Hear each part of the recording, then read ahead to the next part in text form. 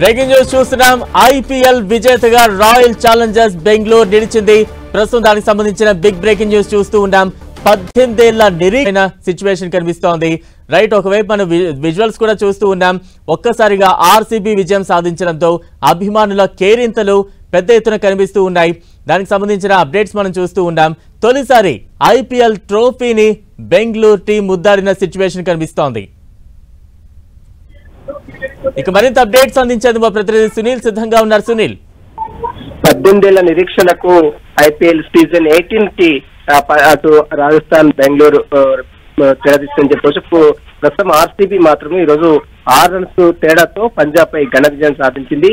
మొదటి నుంచి కూడా టాస్ గెలిచి బౌలింగ్ ఎంచుకుంది ప్రస్తుతం అయితే పంజాబ్ టీం. ఆ తర్వాత నిర్ణీత 20 ఓవర్లలో దాదాపు రన్స్ చేసినటువంటి ఆర్సీబీ ఒక్కసారిగా స్టేజింగ్ దిగినటువంటి పంజాబ్ మొదట కొంచెం తడబడింది. ఎంజల్ వుడ్ తో పాటు కునాల్ పాండే అద్భుతమైనటువంటి బౌలింగ్ వేసి పంజాబ్ బ్యాట్స్మెన్స్ ని పూర్తిగా కట్టడి చేశారు. అయితే ఇక్కడ మనం చూడొచ్చు, గతంలో ముంబై జరిగిన మ్యాచ్ లో అటు శ్రేయాస్ అయ్యారు, కెప్టెన్ గా ఉన్నటువంటి శ్రేయాస్ అయ్యారు అద్భుతంగా రాణించినప్పటికీ కూడా ఈ ఫైనల్ లో మాత్రం శ్రేయాస్ అయ్యారు అట్టర్ ఫ్లాప్ కావడంతోనే పంజాబ్ ఓటమి చెందిందని కూడా మనకు చాలా స్పష్టంగా అర్థమవుతుంది. లాస్ట్ కు శశాంక్ బాగా రాణించినప్పుడు కూడా అక్కడ పార్ట్నర్ ఉండకపోవడం, అదేవిధంగా స్టెయినిస్ అవుట్ కావడంతో అటు ఒక్కసారిగా పంజాబ్ బ్యాట్స్మెన్స్ అంతా కూడా పెవిలియన్ దాచిపెట్టారు. దీంతో అటు ఆర్సీబీ టీమ్స్ కి అటు విజయం మాత్రం సుగమంగా కనిపించింది. మొత్తం మీద బౌలర్లని ఏకదాటిగా ఎదుర్కొన్నప్పటికీ కూడా కునాల్ పాండే వేసినటువంటి అద్భుతమైన బౌలింగ్ తోనే అటు పంజాబ్ బౌలర్ బ్యాట్స్మెన్స్ ని పూర్తిగా కట్టడి చేసినట్టు కూడా చాలా స్పష్టంగా అర్థమవుతుంది. 18 ఏళ్ల నిరీక్షణతో ఒక్కసారి కూడా కప్పు గెలినటువంటి ఆర్సీబీ ఈసారి కప్పు గెలవడంతో ఆనంద బాష్పాలు అయితే అటు గ్రౌండ్ లో మొత్తం కూడా వెల్లువెత్తున్న పరిస్థితి. విరాట్ కోహ్లీతో పాటు మరోవైపు అద్భుతంగా పడిదారు కావచ్చు, మొత్తం టీం మొత్తం కూడా పూర్తిగా ఆనంద బాష్పాలతో మునిగిపోతున్నటువంటి పరిస్థితి. ఎందుకంటే 18 ఏళ్ల నిరీక్షణ విరాట్ కోహ్లీ అన్ని మ్యాచ్లు మనం చూస్తూ ఆసియా కప్ లో కావచ్చు, వరల్డ్ కప్ లో కావచ్చు, అన్ని కప్ లో గెలిచినటువంటి విరాట్ కోహ్లీ ఐపీఎల్ మ్యాచ్ లో మాత్రం ఇప్పుడైతే ఎక్కువ కప్పు కూడా గెలవలేదు. మొదటి నుంచి ఆర్సీబీకి ఆడుతున్నటువంటి విరాట్ కోహ్లీ ఎట్లాగైనా ఈసారి కప్పు గెలవాలనే ఉత్సాహంతో ఉన్నాడు. కాబట్టి ఈసారి అటు కెప్టెన్ పడిదారు ఉన్నప్పుడు కూడా మొత్తం మేనేజ్మెంట్ మొత్తం కూడా పూర్తి బాధ్యత మొత్తం కూడా విరాట్ కోహ్లీ తీసుకున్నాడు. మొత్తం మీద 6 రన్స్ తేడాతో పంజాబ్ పై మాత్రం ఐపీఎల్ ఫైనల్ సీజన్ 18 లో అటు ఆర్సీబీ మాత్రం ఘన విజయం సాధించింది చెప్పవచ్చు. బలరాం, సునీల్, అంటే ఫైనల్ మ్యాచ్ కి 191 పరుగుల లక్ష్యంతో పంజాబ్ అయితే టార్గెట్ ఇవ్వడం జరిగింది. ఈ టార్గెట్ ని కంట్రోల్ చేయడంలో కావచ్చు బౌలర్స్ పాత్ర ఏ రకంగా ఉందని భావించాలి?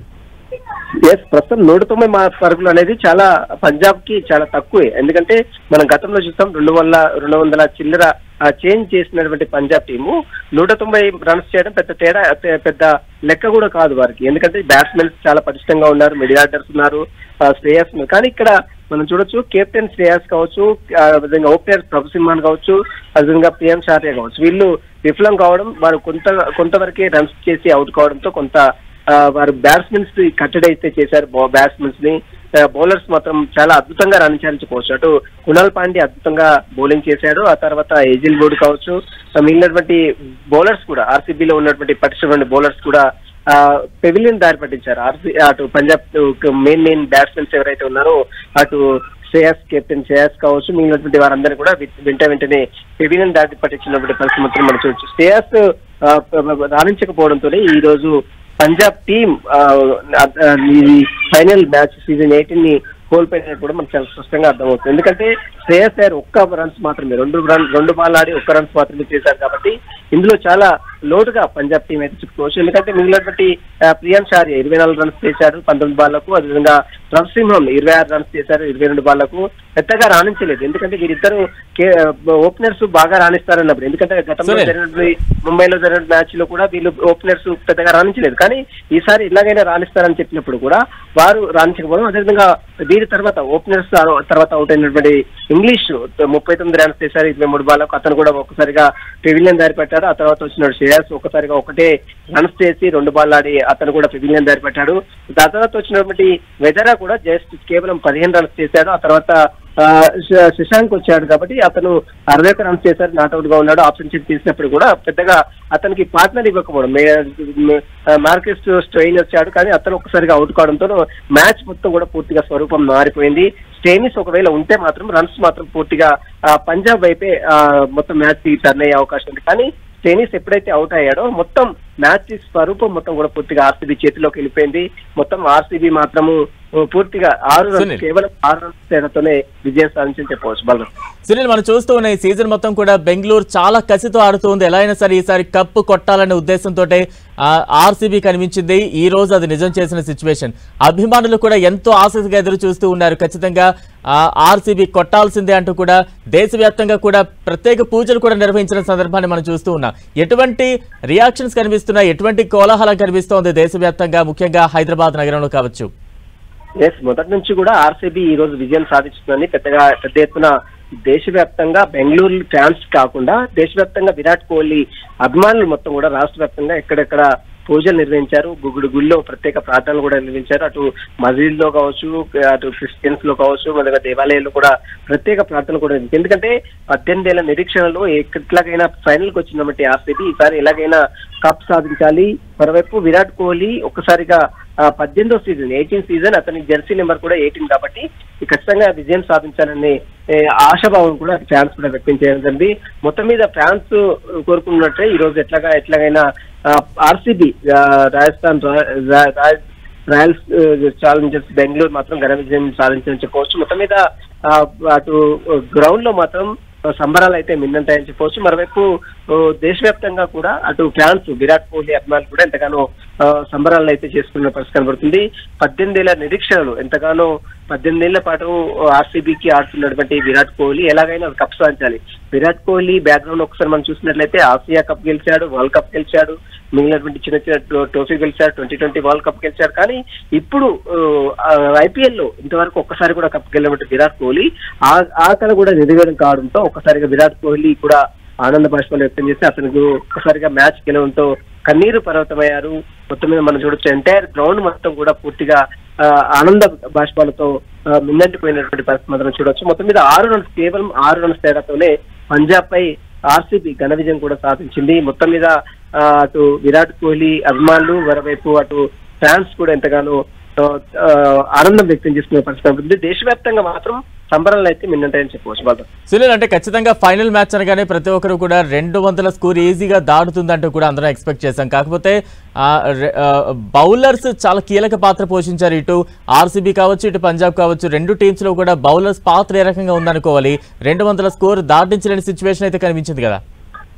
ఖచ్చితంగా ఆర్సీబీ బ్యాట్స్మెన్స్ ని పూర్తిగా అటు పంజాబ్ బౌలర్స్ పూర్తిగా కట్టడి చేశారు. ఎందుకంటే స్కోర్ మనం చూడొచ్చు ఒక్కసారిగా 200 చిల్లర చేంజ్ అవుతుందని అందరూ భావించారు. కానీ లాస్ట్ హర్షదీప్ సింగ్ వచ్చిన తర్వాత ఒక్కసారిగా లాస్ట్ ఓవర్ లో 3 వికెట్లు తీయడం, కేవలం 3 రన్స్ ఇవ్వడంతో స్కోర్ మొత్తం కూడా పూర్తిగా 190కే పూర్తిగా వారు కట్టడి చేయడం జరిగింది. ఆ తర్వాత 190 టార్గెట్ తో బ్యాటింగ్ దిగినటువంటి పంజాబ్ టీమ్స్ బౌలర్లను కూడా అంటే భువనేశ్వర్ కుమార్ కావచ్చు, మరోవైపు 2 వికెట్లు తీశాడు.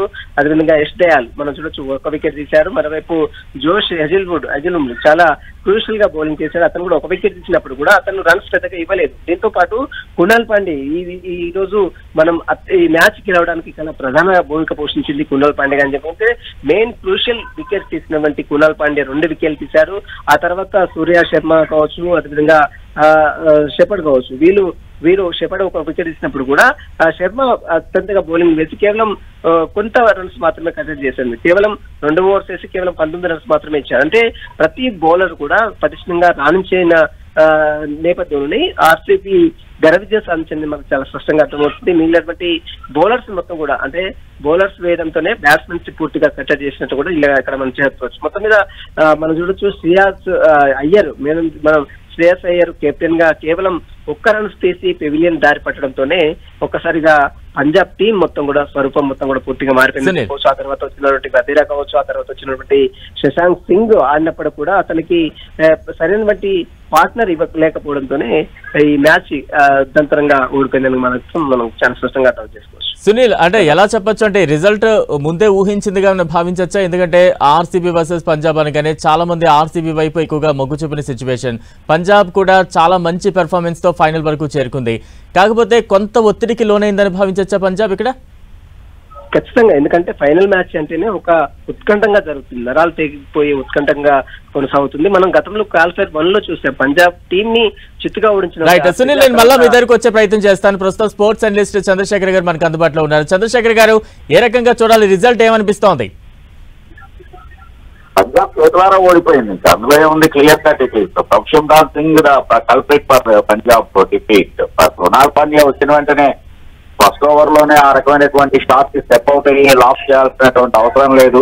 Because things are going well. అప్పటికే అతను యాక్చువల్ గా రియాన్ షార్యా అవుట్ అయిపోయాడు. సో కాబట్టి రెస్పాన్సిబిలిటీ తీసుకోవాలి. ఒక లైఫ్ లభించింది 9 మీద. షెఫర్డ్ క్యాచ్ వదిలిపెట్టాడు హ్యాజిల్వుడ్ బౌలింగ్ లో.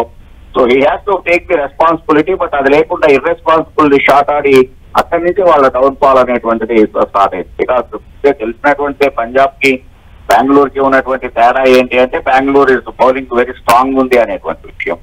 సో అది అక్కడైతే కనుక తర్వాత శశాంక్ కి ఇంకొక ఎండ్ లో సపోర్ట్ ఇవ్వాలి అనేటువంటి ఇది లేకుండా అటు వచ్చిన వెంటనే స్టైలిస్ ఒక 6 కొట్టాడు. మళ్ళా ఆ రకమైనటువంటి షాట్ కి ప్రయత్నం చేసి అవుట్ అవటం. సో కాబట్టి వికెట్ మీద నిలబడాలి అనేటువంటి స్పృహ లేకుండా పంజాబ్ ఈ రోజున బ్యాటింగ్ చేసింది. Even captain should take the blame. Iyer ఆ రకమైనటువంటి స్లాష్ షాట్. వాల్పైర్ 1 లో హ్యాజిల్వుడ్ కి ఎలా ఆడాడో ఈ ఫైనల్స్ లో షెఫర్డ్ ఆ రకమైనటువంటి షాట్ ఆడటం. సో కాబట్టి ఈ రకంగా పంజాబ్ వాళ్ళే తెచ్చుకున్నారనుకోవాలి. వాళ్ళ ఓటమిని వాళ్ళే పొందేసుకున్నారు. Because it is nothing but the short selection లో జరిగినటువంటి లోపాలు. రైట్, థ్యాంక్ యూ చంద్రశేఖర్ గారు.